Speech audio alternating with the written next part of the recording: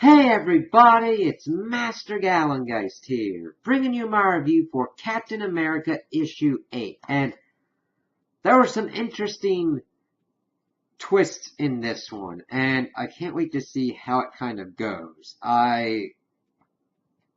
We got not a lot of pickup, but we're keeping the train moving along with the plot, and I'm kind of excited to see where this goes. So we start off and we see that Hydra Cap is in the picture, that Alexa has gotten him a pardon and that they're doing something with him. And we know it's Hydra Cap because even though he's in a black site, he's got a Hydra symbol on his chest and everything. It's like, okay, good differentiator. So he's going to be involved in this somehow. We then switch over and we're in Von Strucker's prison, the Myrmidon.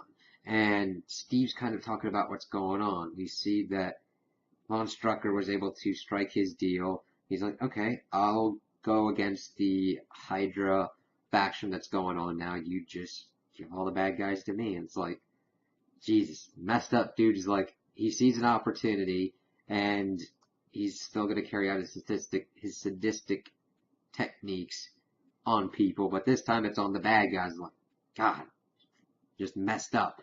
And it's really messed up because there's evidently video walls on all the prison and throughout all the prison cells and everything, so you can see everything going on all the time. We see Von Strucker hunting down the Wrecker from the Wrecking Crew, and Von Strucker usually is not one to be a super kind of physical and hands-on kind of dude, but this one, he goes toe-to-toe with a dude who went up against Thor, and he's talking about how this is torture and it's mental, and it's like, okay, he's breaking this guy who some of these villains could have looked up to and thought, man, this dude's a tough motherfucker. And Von Strucker's just ripping him to shreds, breaking his hand and everything and just taking him out. It's like, wow. And Steve's like, I didn't learn about, I'd have to go by a new name in here and everything like that and just kind of like change with my surroundings. Now, granted, that doesn't mean he has to change who he is as a person, but he has to understand the different kind of environment and the tactical rules he's got to go with. We switch over, and then we see Sharon going at the murder of Ross a different way, going at Wilson Fisk, because she knows that he's connected with him and has got pictures of him talking to Alexa and having them all together and all that. And she's like, listen, I know who you've been like and what you've done. I'm trying to give you a way out. He's like congratulating her on doing all this kind of stuff, and you're like, hey, whatever.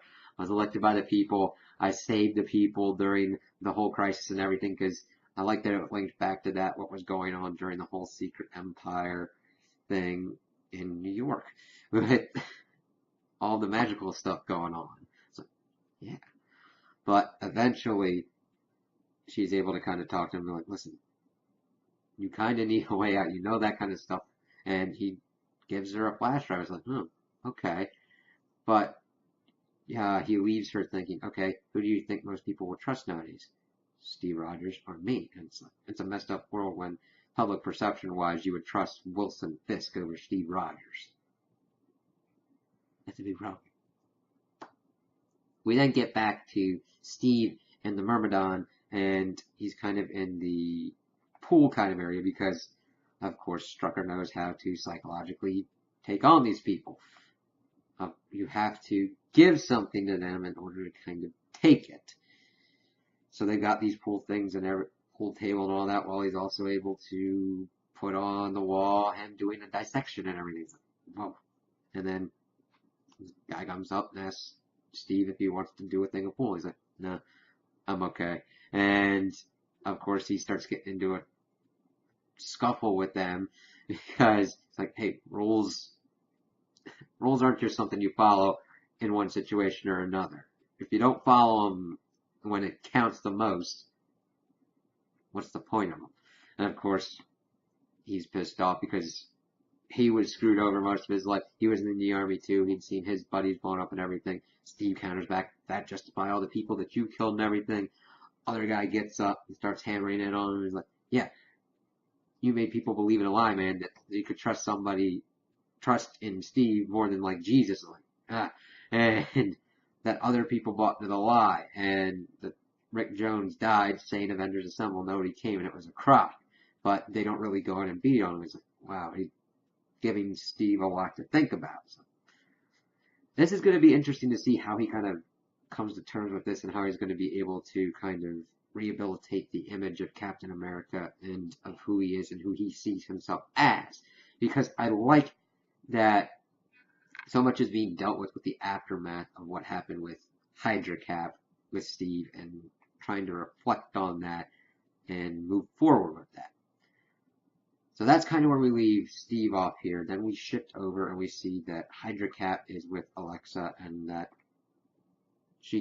they're in this plane and she goes up and says that it's time, and then we see Selene fighting him, and it's like, what is this purpose serving? Are we essentially trying to see that Steve Rogers has been killed?